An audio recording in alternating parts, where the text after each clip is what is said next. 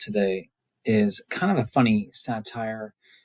Well, not as funny as like a Saturday Night Live or an Onion, but a funny satire in that it implies a satire of American values. It says the following announcement from a church bulletin. I thought this was appropriate because we just had Passover and Easter. Was reprinted without other comment in a magazine under the heading The Religious Life. By using that heading, the magazine implied a criticism of American values. Read the announcement carefully, then write an essay arguing for or against the validity of the criticism.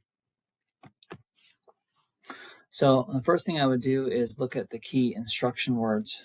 Words seem to be implied criticism of American values, and then you're arguing for or against the validity of the implied criticism. So you're saying, yes, it's valid. Yes, it's true.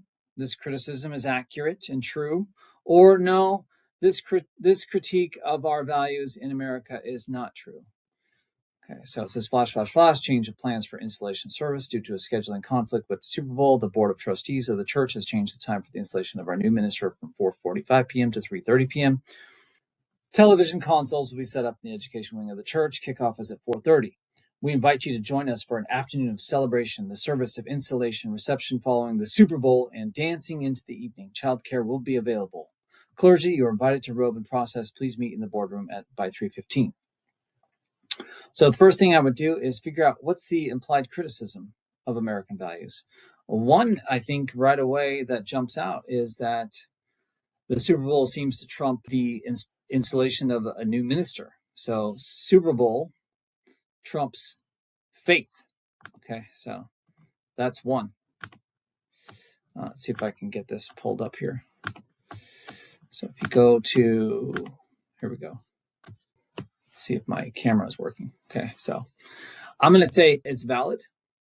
So you could say although. I like to start with although plus a concession plus position. Although many churches are changing with the times, I don't want to use the exact same words as the prompt. This prompt says criticism, so I'm going to say critique of our values is accurate. Entertainment trumps, no pun intended, faith in 2026. Okay, so there we go. So basically I'm saying valid. I'm conceding that we are modernizing. You know, if you look at it and you want to concede to the other side, you could just say, hey, well, it's not that they're canceling the installation of the new minister. They're just reordering things. And the way they're reordering things implies a critique that, hey, we seem to be reordering things in our lives. Okay, a lot of people like to say, hey, our country 250 years ago was founded on these Judeo-Christian values. Okay, and now church attendance is down, mosque attendance is down, synagogue attendance, etc., etc. You see where I'm going. So then I try to use BCH. Okay, I definitely want to use a book on May 13th, which is the day of this year's AP Lang test. Okay, I want to use at least one book. I could use two cultural examples. I could use two historical examples. I could use three books if I want, but I want to use at least one book. And in this case, I'll probably use two.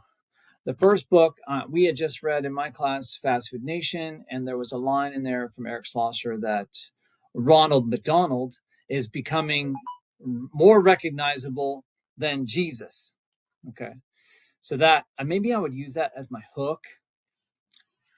And then the other book I would use is Fahrenheit 451.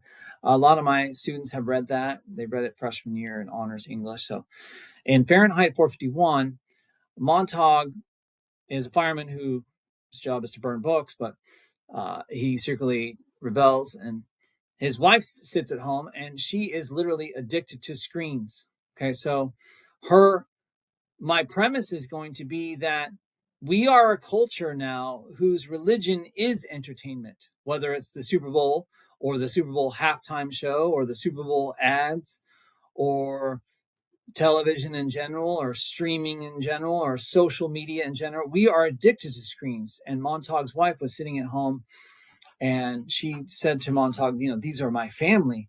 Okay, the characters on her screen. So, and then I would bridge that fictional book to our modern society, where you go to a restaurant these days and you see a family having dinner, and they're at Olive Garden or Outback or some franchise, and there's 6 or 8 people sitting around, and half the people aren't even talking to each other because their face is staring at their screens.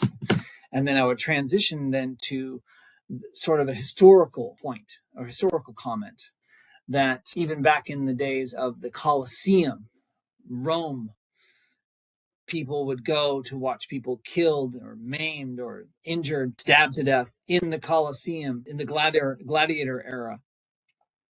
And in modern America, people will watch the UFC fights religiously, okay, and invite all their friends and family over and have food and pay per view to watch someone do the same thing, but on the screen. So, and then maybe they'll sleep in the next day for church or mosque or temple or synagogue, or they won't go at all unless it's a high holiday in which their parents pressure them to go. Okay, so yes, it's valid. Screen addiction, entertainment addiction is trumping faith in our modern society and our modern culture.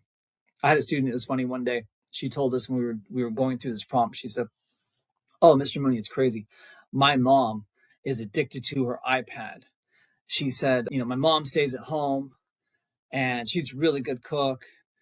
But when Breaking Bad came out and they released all the episodes, we didn't have a home cooked meal for 2 weeks, because every night I'd come home after school or after practice and she'd be staring at her iPad. So I hope this is helpful. And again, BCH, you could do CCH, you could do CCB, but the stronger your evidence and the more convincing and vivid your evidence, the stronger your argument.